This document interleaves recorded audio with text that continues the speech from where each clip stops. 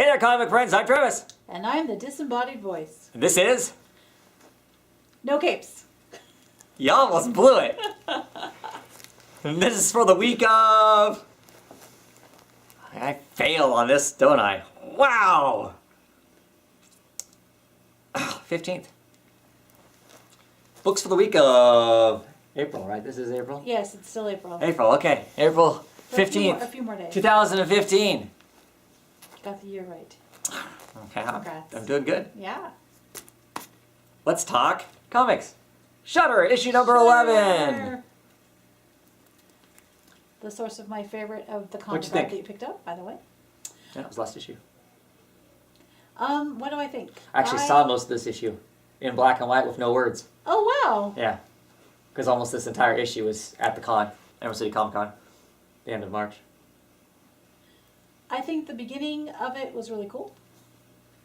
And I'm currently loving what's going on with Cat Clock, who now has a name. So what's going on with Cat Clock? Cat Clock is educating himself. Missing his head. He's missing his head, but the boy He has- made him. He has a look at his burlap sack. He has a burlap sack for burlap a... sack head with a face. I would love for him to have an actual head. And you remember that he keeps candy in his middle because he's not really a clock. He's a toy with candy in it. Yes, he's. But anyway, he's educating himself, and he read some Shakespeare. He read Julius Caesar, and Cassius has some lines that he quotes in there, and he decides that he's going to be called Cassius from now on. That is his name. Cat Clock. Go ahead, keep talking. That is a way cool piece of art, by the way. I love that. And they're trying to find the boy, and it seems like they have ill intent with the little brother. What's his name? All the thugs that work for the bad sister. Yeah, are trying to find the little brother. And so he's hiding, and Cassius is basically having a nice little monologue. Cassius the cat clock. He's acting crazy. He's pulling a Christopher Walken's is what it seems to me like. As he's carving into a piece of wood some mantra and being all crazy. What's his quote that he carved into the wood? What is it? The fault, dear Brutus, is not in our stars, but in... What is it? It doesn't finish. It's in the whole quote's in there though. Oh, but in ourselves, that we are underlings. So he's decided that he's always been an underling. He's never had a name. He likes that. That's going to be his new thing to live by. And so he's going to be called Cassius. And of the... The little kid goes, because you're a cat, you should be called... Cassius. Cassius, yeah, with a K-A-T Yes. is how that's spelled, and he's like... No. Cassius will do, thank you. And so that I like that because I really like Cat Clock Guy. I don't know why. Everybody does. He's... Everybody does. Okay. The artist, how do you say her name? I'm guessing a Lila or a Lila Del Duca. Lila De Luca. Most of the con sketches that she was asked and whatnot. We're all of Cassius. Yeah. So we're all the Cat Clock. So Yeah, he's pretty awesome. So really, that part's was one of my favorite things, and then the end, yeah, the reveal at the end. well, yeah. It's kind of should be interesting. This book is very hard to talk about. Without literally just telling the entire story. Yeah, exactly. Kind of a it thing. really is. The back of it, I always like reading the back of it so far, just because supposedly that gives you an idea of what's going on. So, I mean, in this one, it's the story so far. Kate Christopher, that's our main character, was the last of a family of dynasty of explorers. Then she quit. 10 years later, she discovered she's one of the who knows how many siblings. The older sister she never knew, Kalena, is after Kate's seemingly alive father and has forced Kate to help her find her mother, the only person who knows what's up with their dad. Mom's location? The world of dreams. And it's not going well. That seems good. And well, the reason why I said I like the beginning of it is because they did a little play on Nemo in the Land of Slumber, and that's really cool. It's really well drawn and fun. She's an excellent artist. She and loves doing this kind of stuff too. So here it is. It's fabulous. Yeah, yeah. So, and one of the issues a while ago, she had that whole where was a bunch of the issue I think where the cat loses his head. They had all those different issues of different cat things. So she drew a Garfield knockoff. She drew a Calvin and Hobbes knockoff. She did. Right. That was fun. I like the artist a lot. Issue 11, pick up the first trade. It is interesting. I think it actually gets better. This second part of the story is better than the first part. The first half of the story up until issue 11 was the older sister sending just a crazy motley crew of ninjas and steam pirates and cats riding triceratops to try and capture her Not or just kill cats, her. all kinds of Capture animals. or kill her. And then the second half is them kind of somewhat working together to try and find mom because dad is seemingly still alive even though dad's supposed to have been dead for all this time. Right, like so. And all these secrets for the main character, all these secrets. She didn't know she had all these siblings, and it sounds like she's got a ton of siblings and all of this stuff, so she wants to know what this is all about. But she's also sick and tired of everybody else taking charge and her just kind of being... Right, expected to just kind of go along. Be the victim along So the whole thing. she's She's kind of pissed off about that. She's sort of Right. doing some taking charge of her own. So... Which kind of also, sorry, I just... Okay. Also fits in with Cassius's developing an opinion of himself or a feeling of Right. self-worth as Yeah. well. Taking charge of his own weird mechanical life. But it is a unique story. It really is a unique story. There's Yes. nothing else that's being told like it. I mean, I guess I could probably boil it down to like most stories, you can boil it down to this has been told someplace else before, but no, not like this. No. So it's And really different than the other comics you should, out there. You should tell them what the writer is. Was it the writer Yeah. who said that to you? Well, Said it at the time? Joe Keelich, I had told him, I go, man, I'd really love to talk about this book more because I really like it, but it's so hard to talk about because it's just so crazy pants. Right, you can't describe it to anybody. And basically he goes, oh, it's really easy. It's about this, photographer. She's part of a great, like it says in the back of that, this lineage of people, and she's retired, and then she kind of gets forced out of retirement, and then I really can't tell you how to explain it past that. Yeah. So basically he can Things explain go to you, sideways. basically he can explain the first issue to you, and then after that it's kind of You're like, on your own. yeah. So I wonder how he pitched that, if that was the case. Oh Clearly. yeah, guess you should have asked that or asked them. But it's very open-ended. It's very open-ended as far as, where all they could go. They're kind of where, they have an idea of this is how it's going to end and this is where it's all going to be at the end of it. But the journey that happens in between is whatever the journey ends up being. So you basically just liking Image right now because this is the second book that's an Image book that you've recommended. No, just happen to have some good books. Okay. Shall we? No, we didn't rate that. What'd you rate it? Oh, boy, I don't know. I give it a solid 3. Well, you're a 3-ish. And then a half. And I'm 4-ish. So I will say 4. I don't really rate books, so. Then why are we rating them? There's something that me and Ethan did a long time ago, and it's Okay. just kind of always hung around. All right, letter 44. When I'm let's talking move about myself, I never rate any of the books. on. Okay, let's move on. Letter 44! Guess no one's going to watch this. Dark Matter, Part 1! This is actually issue 15, which starts out really crazily because we're in the middle of World War III. Yeah, this crazy war. Well, it's not With crazy. Europe, of all things. Yeah, because... I know Germany nuked us, so, what can you do? Right, so, us. Hit the United States. So... We live in the United States, sorry. So when I say us, U.S., that's what I You meant. know what? Some of those people I out know there they don't. That's why I said we. At any rate, back to the comic. Travis and I live in the Oh. U.S. And I'm sure that North America in general would not be terribly happy, and possibly They South actually, America as you know well. what? They didn't nuke us at all. They nuked Afghanistan, That's true. where all of our elite troops were at, and they basically annihilated all of our elite destroyed troops. all of the All of our elite super troops, suits all that of we're going to the use to deal awesome with tech. the aliens. Okay, you want to talk? Go talk. No, I'm done. I'm sorry. You do that, and then you're going to talk. As soon as I start talking, you'll talk over me again. Yeah, you will. At any rate, so basically they're carpet bombing Europe again and whatnot. The evil president, Former president. Yeah. well, they're still called president. That's right? true. what the hell? The prior president, I can't remember his name right now. Frank Carroll? Carroll, thank you. I don't know if it's is Frank hanging Carroll, with but the it's Germans. Carroll. Is hanging with the Germans, and this is all working into their end game. They're working pretty hard. Of course, they have to worry because the United States has their satellite that they can actually, like a big giant laser beam, and disintegrate stuff. So they have to be careful. They've stuck most of their weapons and most of their hardware in very populated places in the middle of cities. So the current president of the United States doesn't just nuke everybody's military capabilities. So you got this whole crazy crap that's going on Earth. Meanwhile, Back in space. Are intrepid adventurers who have hooked up with the aliens because they have no choice because they were basically going to die because their ship was falling apart and everything, and the baby was going to die and all this different stuff.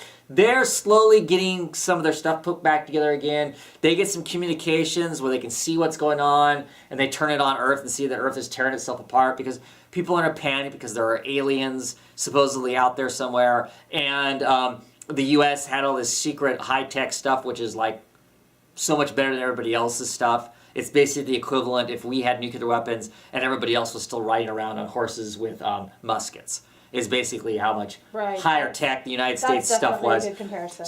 So they're freaking out over that, and so everybody's doing these preemptive strikes on each other. So Earth's in total chaos as far as that kind of stuff goes, and they're trying to figure out how to.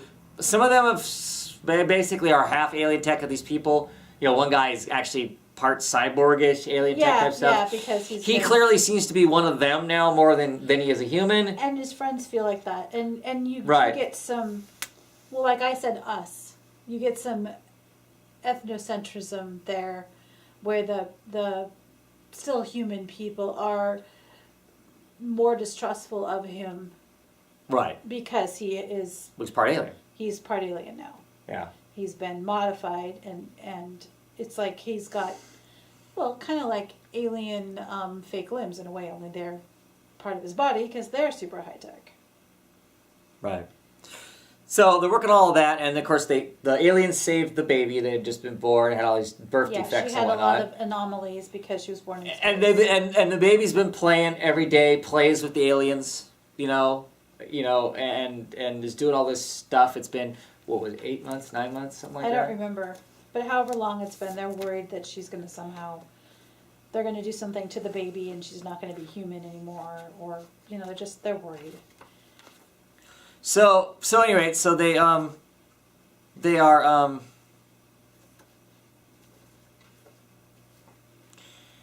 and there's the big shocker at the end, the big reveal at the end, because they're kind of like here's the baby playing with the aliens.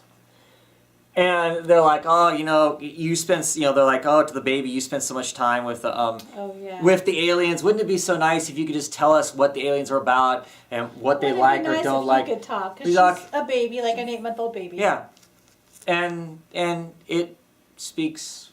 She speaks perfect, eloquent English. English.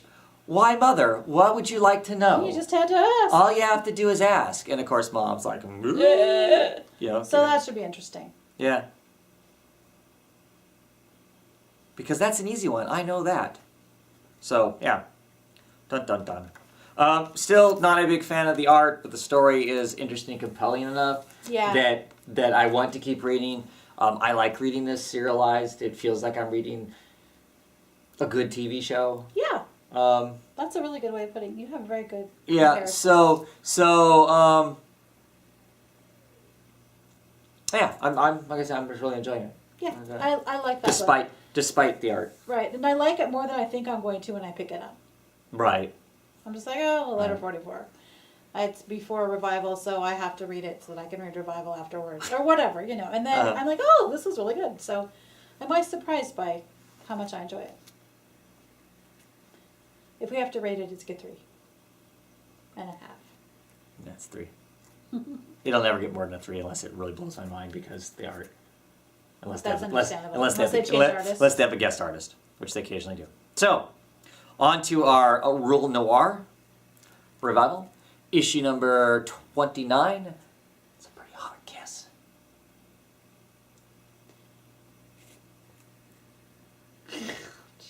What? It is! That was a horrible pun. There's no pun. It's for reals. Anyway, what do we think? There a whole bunch of oomph goes down in this book. Completely changes the dynamic of the book, it feels to me like, in a large way in this. Yes, yes. Because we've gone from the revivals, we've gone from the revivalers, the people who've come back from the live, Right, as the being revivals. this kind of quarantined, we're not sure what we're going to do with it. Maybe they're dangerous, maybe they're not, kind of a thing. And in this, an act of terrorism happens. Yep. There's no other way else to describe it. An No. act of terrorism happens in this one. That's direct. That the reviver is used directly as the weapon head to make this act of terrorism happen. And she knowingly Yes. is doing. Yes, and it's She's however mentally at ill. a public event. It's at a media event, and lots of people die. So I don't see how this isn't going to change the outside world's view of what's going on. I mean, this really gives an excuse for them to bring in whatever kind of black ops they need to now scoop up all the people who are revivists and really lock them away. They were kind of doing that anyway with the ones that seemed a little unhinged. Yeah. This potentially opens the door for them to do that with all of them. Except they did kind of turn things around a little bit with how the I don't think revivers so. reacted to the. I guess I believe in humanity more than you do. I guess we'll see. How they. There's humanity and then there's the government. There's that. So after this bomb goes off, and after the bomb goes off and blows everybody up, some of the would have been seemingly troublemaker revivalists walk back into this burning building and whatnot and try to save as many people they can or comfort as many people as they can during that moment of crisis, which is what the disembodied voice is talking about as being A redemptive sort of thing to do. But I don't think the reality is that that's going to matter. Yeah. So we have to wait and see what happens, and then we've got, other stuff going on in the side story with Martha's sister, whose name I can't remember right now, and Well, yeah, she was on the other end of the act of terrorism, basically. Right? Is that what you're talking about? I'm just talking about that group in general, the reporter and the exorcist. Well, that's M. That is Martha, not Martha's sister. Oh, I'm so sorry. Yeah. You're right. Yeah. So with their side story Right. sorry, Right. Martha. There may be more deaths, right? Yeah, there appears to have been, yes. Yeah. So, anyway, their side story is going on, and, M's condition, so to speak, besides the fact that she's a reviver, which is on the inside of every cover, so there's no spoilage there. Well, no. Anyway, so that side story is pretty interesting, too. I love Revival. Me too. It's one of my favorite books. It's an odd version. excited It's an to odd. read it every time. It's kind of a Twin Peaks-esque kind of a thing. Of course, I say that and most people haven't seen it, but anyway, I just like it. It's so heavy in just how much stuff is going on all the time. Always. You don't get lots of answers. You slowly the answers build up, and and then you get an answer to one thing. But while you're getting the answer to that thing, 5 or 6 other things have started moving somewhere along the way too. It's not a hard read, No. but there is a lot of stuff There's going a lot on to all take the in. And time. I'm not sure that I always am taking all of it in. But if I see something that I just kind of gloss over because I don't know what it means right now, it will generally become... It'll reveal itself later on. Yes. Yeah. Like with the wife. Yeah. I'm like, what is she doing with what is she doing with that? Yeah. Right. Why is she doing that? And I'm like, Yep. oh, that's why. Yeah. Good stuff. Yeah, excellent book. Give it a 4. Me too. Sixth Gun, Dust to Dust, issue number 2. One of the mini spin-offs that are Offshoots, coming yeah. out of the Sixth World universe. Yep. I like this one better than the ones about the former gun keeper. Oh, right. That's my least favorite. Yes, that one was the one I didn't like. Uh-huh. This one, I love Bill John. Yeah. So it's kind of cool seeing what his life was like before. Right. Basically, this is a story of how he got where he's at within the Six Gun universe. Basically, Yes, what he was exactly. doing before that, what his struggle was, and he clearly has one. He's got a dying family member that he's trying to save his daughter, and so he's just doing all these different things and whatnot. So you get to see him Right. adventure into that He world. thought the guns would help, and they couldn't. Right. So now he's Well- trying to find something else. The reason you can assume the reason he ends up going along with Drake is why? Because whoever controls the guns controls the universe, right? And how And then things happen. when they rewrite the world, they'll make sure that his daughter's fine. That's why I'm interesting. assuming he ultimately ends up hanging with Drake. We'll find out. Like that book. Yeah. Yeah, well, I'll give it 3. Anything else to say about that one? in I particular? give it a 4. No, 3.5. Yeah. Okay, go ahead. Stray Bullets number 3. Stray Bullets number 3. Oh, actually, Stray Bullets, Sunshine and Roses number 3. Sure. Ugh. This book. I love this book. It had a It's happy an ending. awesome- This issue has a happy ending. It does. It does. Okay, it does. This issue does. And every once in a while it does. But you know, the Rarely. But the love stories, you're like, oh, that's the one they're running away together, and that's F. You know, he's lost all his limbs, or But crap, on this that one, sucks. but on this one, No, not in this nothing like that. one. No They basically horrible. They basically things pay off the person that Daphne's have paid off. They get him paid off at minimal damage to anybody else, really. Mm-hmm. You know, and the worst thing that happens is somebody gets a concussion. Yeah, which for Stray Bullets is, you know, Not even badly pistol whipped, just one conk on the he head. is Sunshine and Roses. So, I like these books. They're just horrifying. Because you're you know oh, never mind. Okay. Well, I just think it's always fun to say, oh, I love this book, but most of the time Yeah. it's murder, mayhem, Got drugs, killing and drugs and gun violence. yeah, you know. Yes, all those things that were supposed to ruin the youth of tomorrow. It's got all of them. I really feel sorry for what's his name? Orson? Yes, he's so in over his head, but he's smart. Orson Guess goes we'll a long see. ways. Orson goes a long ways. So you mentioned because Yeah. Travis is reading or has I haven't read. finished it yet. Okay, is reading Uber the huge Alice, the compendium, the right? huge, So. and it's interesting because a lot of these stories are occurring before they're like prequels. Well, right. Well, what it is the stories are told in little chapters, and the chapters are told in a way that it could be. It's always set in the 80s, but it could be anywhere from 1981 to 89, basically, and it's just a little piece of what's happening in all these different characters' lives. So you'll be reading about Beth and Orson for a while, and then we may not see them again for 7, 8, 9, 10 issues. Yes. And then they'll pop back up again because we'll go on to other characters and where they fit Right, in. like in- Spanish Scott or whatever his name is. Right. hmm He was in the first little chunk of stories that we Right. read. Right. And he's in the background of this, but it's Right. not Because this is a giant circle. They're all These in the people, same neighborhood. they're all Baltimore originally, and then they end up in LA and stuff like that. So yeah. But So anyway, I really like this issue. I thought it was fun. I thought it cracks me up. The fact that said they literally walk off on the beach in the sunset, fireworks going off, arm in arm.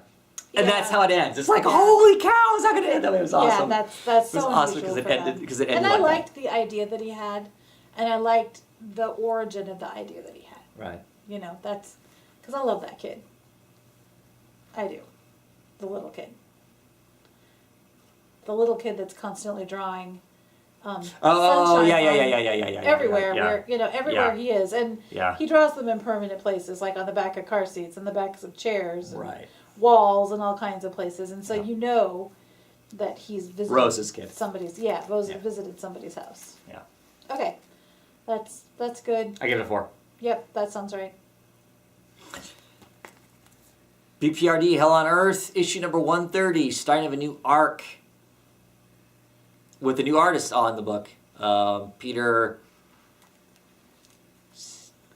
Too many consonants and not enough vowels. Snedberg? I do not svet. I can't tell if that's a W or an N because we're in kind of dim light right now. That's an N. SNEJBJERG. And, yeah. Snedberg? Whatever. I don't it know. is. Polish or Czech name, I'm assuming. Or Swedish. Oh, I guess it could be. I didn't think of that. Anyway. Anyway, lots of consonants, and we're not going to try murdering it anymore. Right. Let's call him Peter. But like the new artist, I mean, new, yeah. new artist to me, and the BPRD stuff. As far as I know, I don't remember seeing anything by him before. So really like the art style in it. And thanks to Mr. Stewart, it's staying true to the Right, Dave Stewart on art. on colors. On staying Colors, true to the who was BPRD once again just nominated for an Eisner. Go him. That's like 12th year in a row or something like that. And Travis was really surprised and almost, I think, it sounded a little sorry too to hear that Jordi Belair had not been Yeah, it was really weird. nominated. She won last year. She's doing just as many awesome books this year, so I don't understand why suddenly she wouldn't get nominated. Anyway, that's a whole different thing. This is our starting a new arc that basically is going to focus on Jonah, right? Is that his name? Or is it Jonathan? No, I think it's Jonas. Jonas. Yeah. Anyway, yeah, Misty Guy, Gas Man, and it is really interesting to me to see where he came from. Well, I knew where And- he came from, so that, for me that doesn't. Well, but this is my first run Okay. of BPRD stuff. Hellboy movies, and then when you started collecting these comics, that's it. That's all I had. So what about this one? I like the fact that he is regarded as barely human by, well, I don't like it, but an interesting plot thing that his compatriots, kind of regard him as not human, do not like him, have a lot of derision for him. I don't think that they consider him not human. I just think that he's made choices that have gotten people killed and whatnot, and so they really don't want to follow him anymore. And they resent him, and I think they resent him because he is well, unkillable. I yeah, mean, he's not at risk. unless Short of he wrecking gets his suit. blown away or set on fire, or whatever could happen, that he would somehow be disapparated in a way that he couldn't come back from it. Mhm. Which, Right. yeah. But he's questioning his own humanity. Exactly. Whether or not he still has And some. he is because quite he depressed. can't feel. He's tired, and he's never tired. I'm reading the beginning of the Plague of Frogs, and he's actually sitting down, and they're like, everybody else is complaining about having really horrible sleep, and he's like, well, I don't need sleep anymore. It's one of those things that I don't get tired, I don't get sleepy, I don't get whatever. And in this, he's exhausted. He says, "I'm tired. I would never." And they got tired draw in my other him. suit." They draw him looking exhausted. Yeah. He's walking along. His backpack is half open as he's walking along. He looks disheveled and whatnot.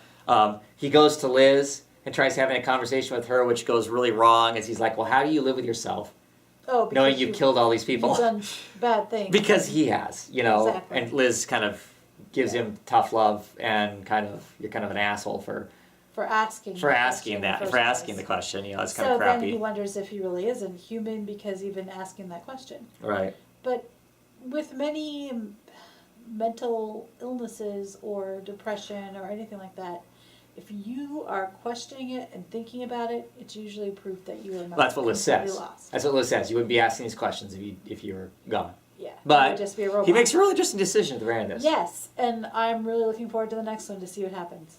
Yeah, he's gone. So we'll see. Yeah, because if the whole series, an arc is going to be about him, unless it's a one-issue arc, something else has to Yeah. happen with that. So, be interesting. Yeah, I liked it. I am not as big of a BPRD fan as you are, so I really enjoyed it. Okay, Because you're not as big a fan as me, you really enjoyed it? no, I am saying that in comparison to some other BPRD comics that I read, I enjoyed this a lot, so I'm looking forward to it more. Whereas you always enjoy BPRD. It's a solid book, always. Yeah, but I don't always love it. I mean, I like the whole Phoenix storyline with Phoenix and the dog and the old man. Oh. I thought that was really interesting. I But didn't I care don't- for that part because it was drawn by Tyler Cook and had the screwed up noses. Yeah, I know. I don't like the noses either for that, but I liked I like Phoenix. Mm-hmm. So, anyway. Okay. Okay, yeah, Give it a 4. it is a 4. The Kitchen. Issue number 6 of 8. First time Becky Cloonan's ever drawn a shotgun. Really? It's on the cover of this. That is interesting. Well, nice job, Ms. Well, Coonan. she certainly couldn't say that about chainmail, but anyway, because that's more of her speed. Yeah. Anyway, so The Kitchen, issue 6 of 8. Yeah, I'm sorry this is going to end. as we fall farther and farther down the mob rabbit hole of behavior from some of these ladies, especially Raven. Raven's my gone. goodness, she's a Raven's monster. gone beyond. She's not just keeping it up so that they can eat and have money. She is. Well, what are She's big. what are the gangsters called? She's moved beyond that. I mean, she's moved beyond being a gangster. I mean, she's like gone next level as far as her Machiavellian manipulation and who she's shooting and who she's killing for who. Words. Yeah, Like it's murder. it's really interesting to see where this is going to go. I I mean, know. it's And she spiraling. Part of it feels like it's really spiraling out of I control. know. It's so well done. If you're gonna write about a female gang, and you had to, or maybe not. If you're gonna write, if you want to read about female gangs in the 70s, I would say if you had to choose only one female gang in Conway, I could choose The Kitchen over Curb Stomp. Oh, yeah. Every Well, they're nothing alike. They aren't, other than they're both women. But it's like I read Curb Stomp, and it's like, oh, and The Kitchen from issue 1 had me. Okay, I don't have anything else to say about this book apparently because we don't want this to be 5 hours long. Well, I'm just looking at the battery life starting to tick down. But anyway, so Raven moves big in this. She's doing her own thing. Basically, she's running her own operation now. The other women just happen to kind of be along for the ride. And they're a little shocked by who she's becoming. Right. So curious to see exactly how that explodes. Are they Yes. going to explode amongst themselves, or are they going to come back around each other? But yeah, I'm enjoying it. Me too. I give it a 3.5. 4. Run, Love, Kill. Issue number 1. He hates the cover. Yeah, I don't like the cover. Everybody else loves the cover. I don't like the cover. I like the paper art statue kind of look of the cover. I can understand why you do not like the white on white. Right. So the story is basically we're set in kind of a dystopia of some sort. We've got this little state or country that's slowly walling itself off to protect itself or keep everybody in, depending on what your perspective is. Our main character, for the bulk of the story, is working to try and get herself sent out of the state or country. She's doing whatever she needs to do to make that money. To do that, clearly she has some sort of a past, some sort of a checkered past that she's trying to hide from. Also, we get this beautiful opening page sequence of 3 or 4 pages of this kind of almost Eon Flux-esque kind of thing going on as she's dodging these darts and bullets that are being shot at her, and also she's playing scenes of her playing a cello intermixed with this kind of combat scene of her running this wall and getting shot at one point and falling into the ocean, and there's all these beautiful humpback whales that she's with. The art is awesome in this. I would love, speaking of all the page art that we need to maybe stop buying, I would love that page. Yeah, I mean, I don't know what's going on with the main character, Rain. I don't know what that story's even about yet. I mean, the basics that we have. So curious about that part. Very sold on the art. Yeah, art is amazing. What'd The you think? story is enough that it's grabbed you. It's grabbed you. It's interesting enough that you would pick up the next issue and you'd pick it up based on the art anyway. Oh yeah, 8 issues. I'm getting it. You're committed. Yep. I really enjoyed it. I gave it 4 because of the art. That sounds good to me. After the battery died. We talk too much. Or something like that. So, it's getting dark in here, I think. It is. So, The Fade Out. Issue number 5. Back after being gone since January. Does it feel like it? Yeah, I missed that book.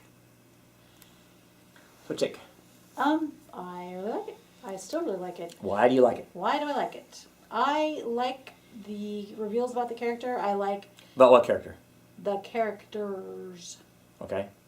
I like their back history. I don't particularly know that much really about this era. 1940s. Oh, mid 1940s. The McCarthy era. Mid 1940s. I don't know. Anyway, Mid 1940s Hollywood. I don't know as much as I would like to about that era, and so I like the fact that we have the blacklisted guy who's secretly writing for the gentleman who is not blacklisted, and then we have the in this one we have the super, well, I don't know how to put it other than super crazy ass elderly former director, and he used to direct like 20s Well, caper he's films. actually the mogul. He's the Yeah, he isn't owns just a the director. land- He owns owned the land. that he they're owned shooting on, right. He owned and in, the when it was studio. when they weren't talkies Right. yet. He was one of the mover and Yeah, shakers. he was the big dude, and now he's old. Clearly in his 70s, 80s, or something like that. Yeah, and he's scary. But her, his memory of the last time they were there, with when he was there with Who's Valerie. his what? Sorry, the guy with the glasses. What's his name? The writer. Gil, the Not actual not writer or the blacklisted writer, the one with the glasses. I want to call him Charlie, and I don't think that's right. yeah, it's Charlie. Okay, so yeah, when Charlie is remembering being there before with, is it Valerie, the dead? Valerie,'s the murdered person Yeah, that the whole He's book's remembering, started on. and she grew up there, and she knows what's going on, and he's the mogul has that Mhm. girl chained to the tree. So, yeah, that's all pretty interesting. Half naked, chained to a tree. Let's get the whole thing out there. Yeah, so, and he knows her, and she knows him. Because she grew up there, basically. And she spent a lot of time crossing their land. She So I'm not says even sure it's just crossing the land, just in general. Anyway, what do I like about the book? I like the whole storyline. I like the noir feel of it. I like Brubaker and Phillips, I have discovered, because when we, did Fatale, that was the first of theirs I'd ever read, and I really liked it. And I didn't know that I would like something so noir so much, but I really do. And I like the characters, and I just like watching what's happening to them. I mean, Charlie's not the best writer in the whole world, and he's relying on Gil, and Gil's got an alcohol problem, and a staying put problem, and a gambling problem, and a I've been blacklisted problem. Right. So, excuse me. And, Gil gets himself in trouble again in this issue. Well, Gil also draws a line in the sand and says, "I'm done," by the end of this issue, too. He's let Hollywood do its Hollywood thing, let the studios do the studio things and whatnot, make decisions for people's lives and whatnot. He's decided he's done. So what that means, I don't know. That just means he can get himself killed a lot quicker, I think, Yeah. is what's going to have happened. And there's a thing in there where, basically, if James Dean were gay, and the studio was trying to cover it up, and he was still too blatantly gay, and that's why he drove his car into something. That seriously, doesn't that feel like a James Dean 100%. knockoff? Yeah. 100%. So that's part of what Hollywood is trying to cover up and be Hollywood about, and that takes a terrible turn at the very end, because you find out In that this issue, yeah. the choice that he has made, rather than not being allowed to be himself, is to drive his brand new gift from his fake girlfriend into something and take himself out. Yeah, what I would like about it is a very slow-moving story.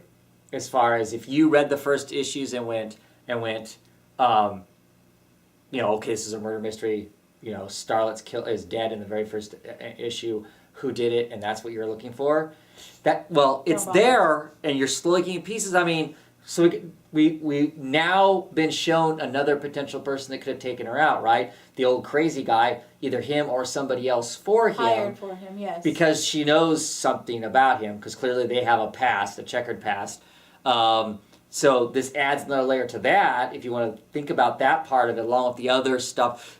So you're getting, I think you're slowly getting little clues, along with, of course, the rest of life continues to move, which I love. That's what I like about Revival. The rest of life continues to move. Even if we, at the time, are concentrating on a particular part of the story, the rest of the world doesn't come to an end. It's still moving. People are still shooting films. People are still sleeping with other people. People are still lying to other people. Exactly. All the aspects are wonderfully in this.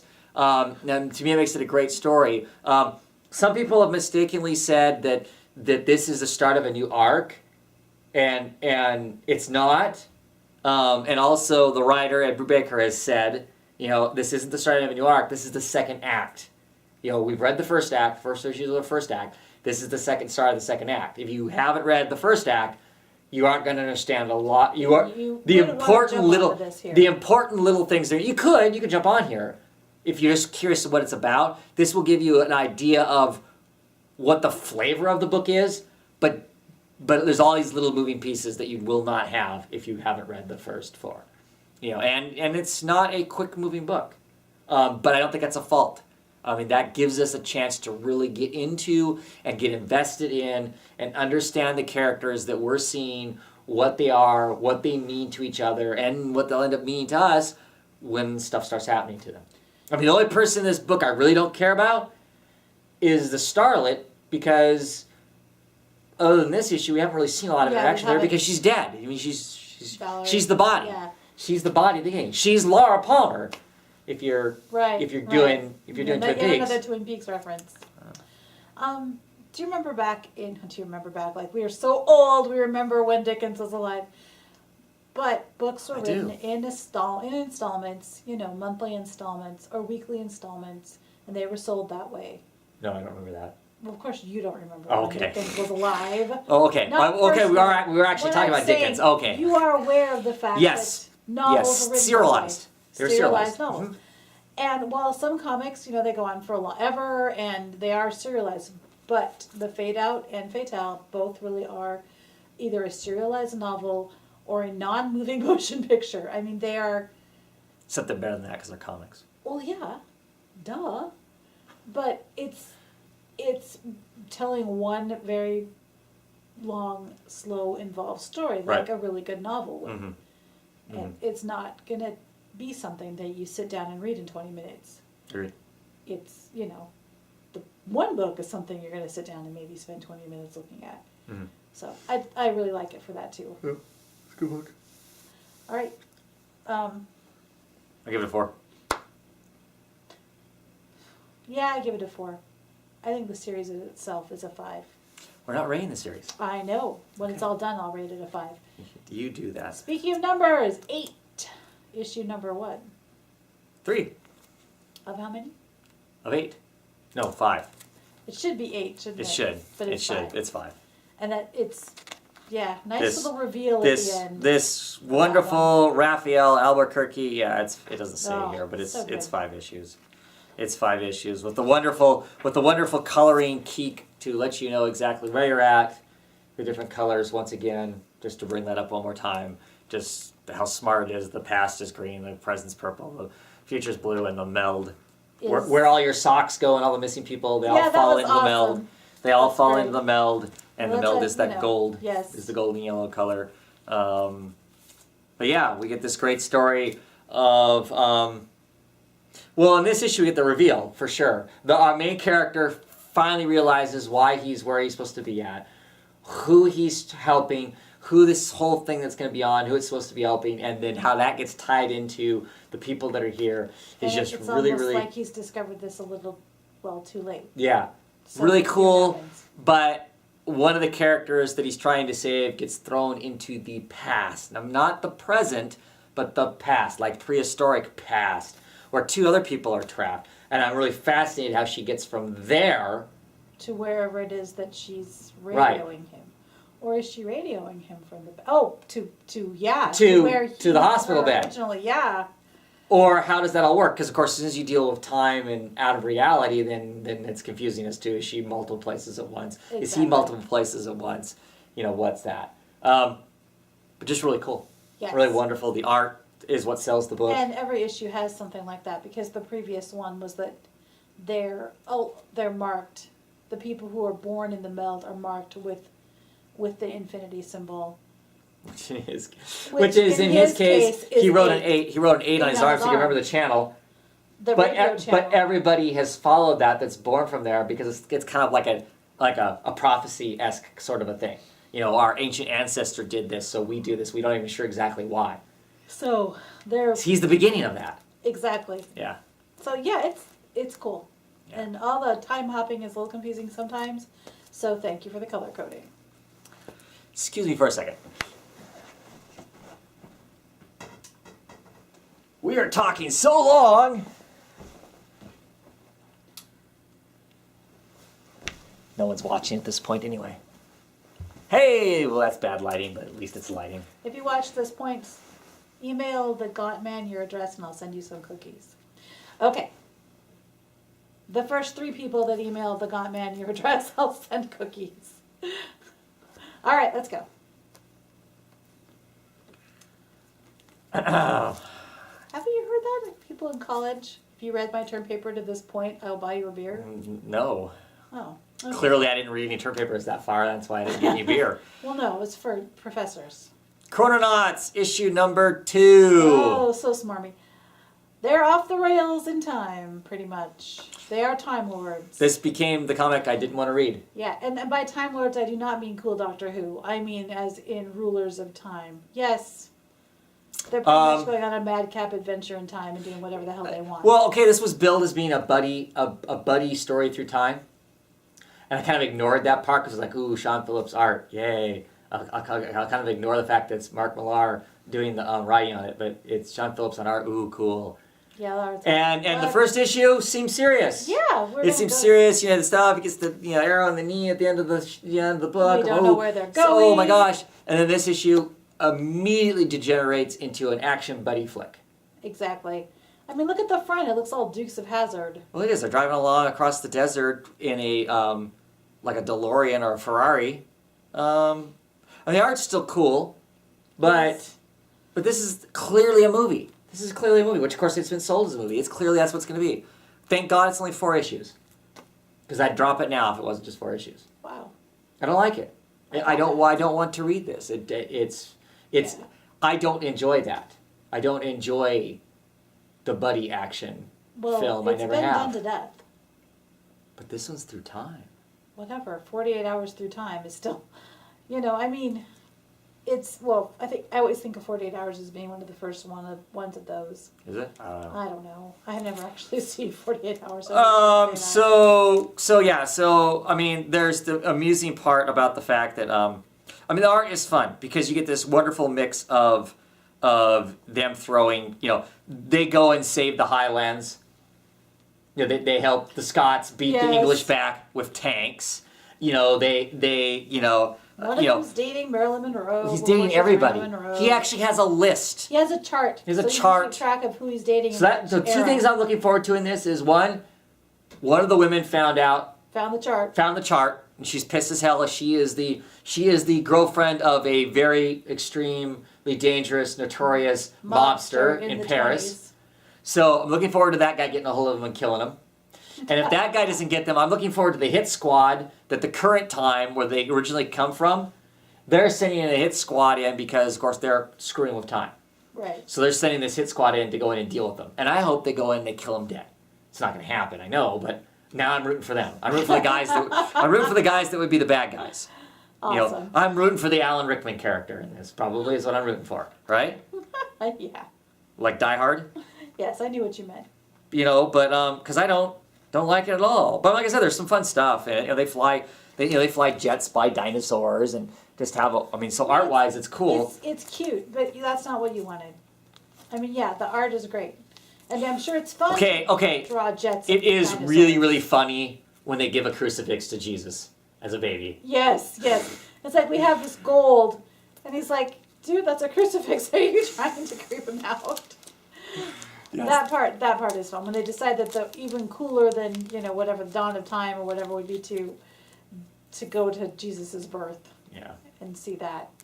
And they're considered to be, they give the gold, but the gold is a crucifix. That part is pretty funny. Yep.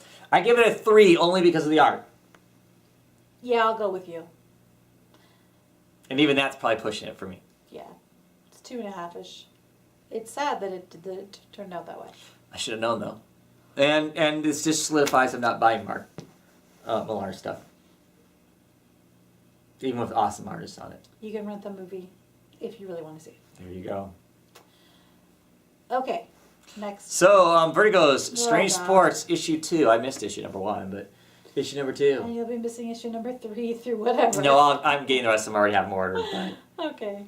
But I just thought, well, this would be kind of. I like anthologies. This would be kind of strange. And it would be I've seen Strange Sports issues, Silver Age issues, and stuff like that in the past. So I thought, well, yeah, get on this. It'll just be fun little stories about whatever.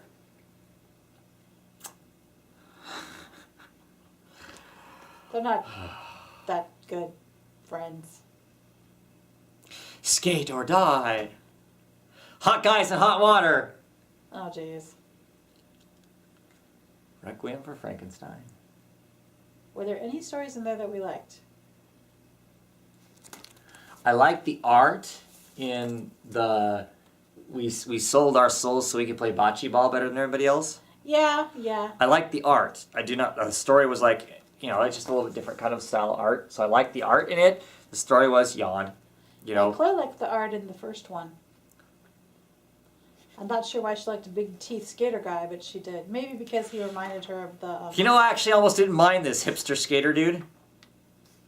I really like this art. This was who did the art. I know who did the art on this. The art on this is the guy who does the art for East and West. Okay, yeah. Dragati does the art on this. Chloe liked that art. And so there's some awesome panels, action panels of him skating and stuff. And that's my trick, dude.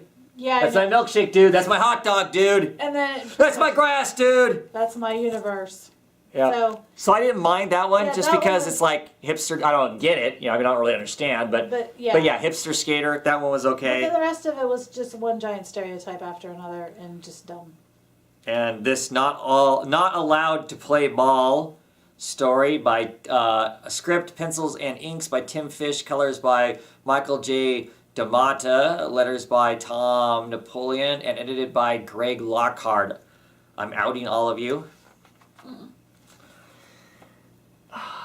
So it's basically some equivalent, a little heavier macho version of roller derby / baseball / football all together. Clearly,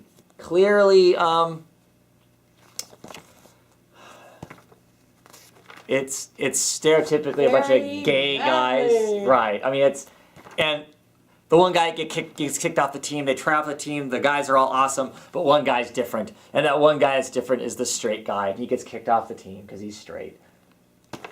I guess I just feel like I hope we've moved past that. I mean, with athletes coming out and not being kicked off the team or hazed or bullied as far as we know in professional sports. Which is kind of what this right, is and all the other guys on the team are going, we don't care, he's an awesome player. We don't care that he's straight. But the fans won't. But the fans expect. All gay all the time. Yeah. It was not good. No. It was not good. So, yeah. It was not good, and I don't know, I mean, I have not talked to any of my gay friends. I don't think any of them are reading this. So I don't know what their opinion would be on it. Maybe it speaks to them in some other way. Maybe it's that, the straight guy gets it instead of the gay guy, but I don't know. It's not even a good. I wouldn't mind that if it was. If it was a well-written story. No, it's just so. A huge stereotype. Gee, Timmy, you're not like the other boys. It's. I don't know. It's just. Yeah. That was a waste of money. That was a waste of money. Then there's Dark Horse Presents. This is issue 9 of the redone Dark Horse Presents. Lots of stories in here. I skipped the Gru story. Sorry, people, I'm just not a Gru fan. I finished it, but I'm still not a Gru fan. I just read it because I felt like I should finish reading it. But you read cereal boxes too, so. Shush. Nobody asked you. But the Weird Detective story is freaking awesome.